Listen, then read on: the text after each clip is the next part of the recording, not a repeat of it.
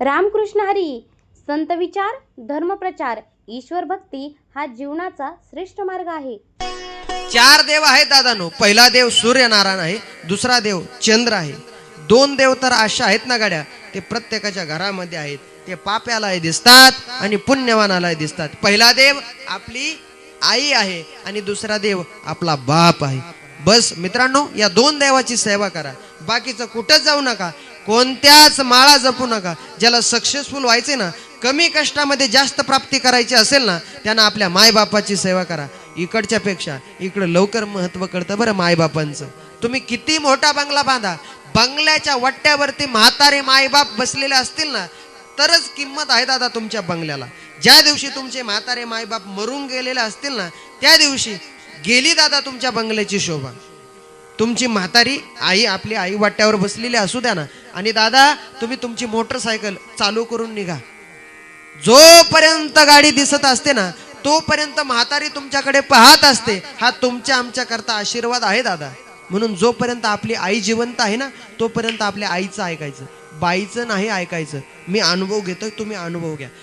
तुम्ही किती वाजता घरी जा, घरी गेल्याच्या नंतर तुम्हाला दरवाजा वाजवण्याची वेळ येत नाही. तुमच्या गाडीचा आवाज ऐकल्याबरोबर तुमचा दरवाजा खुलला राहतो. मी आईला सांगत असतो, अगं आई तू झोपून घेत जा, प्रवास असतोय, उशीर होतो. आई म्हणते, राजा मी जर झोपले तर मी आईच कसली. जोपर्यंत आईला तिचं बाळ दिसत नाही ना, तोपर्यंत तिला झोप लागत नाही. तिचं नाव आई आहे सज्जना. इतकं प्रेम करत असते ना आपल्या मुलावरती. म्हणून जोपर्यंत आपली आई जिवंत आहे ना, तोपर्यंत आपल्या आईचं ऐकायचं, बाईचं नाही ऐकायचं. तुम्ही निघाल्यानंतर जी जी किचन मधून बाहेर येत नाही दादा, तिचा सल्ला घेण्यासाठी तुम्ही आतमध्ये जातात. म्हणून जोपर्यंत आपली आई जिवंत आहे तोपर्यंत आपल्या आईचं ऐकायचं, बाईचं नाही ऐकायचं दादा. फार प्रेम असतं आईचं. आईचं महत्व फार आहे हो दादा.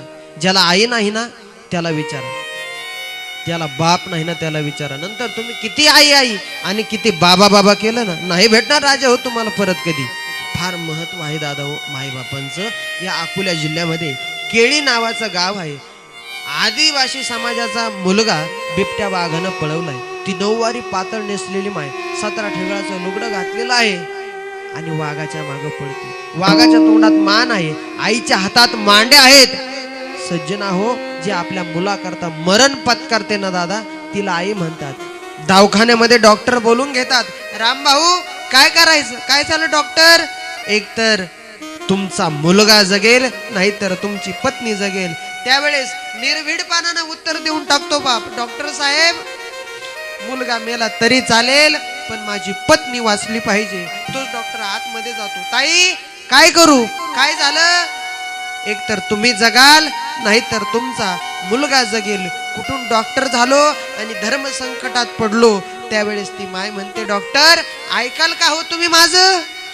काय ताई ऐकाल का हो? काय ताई?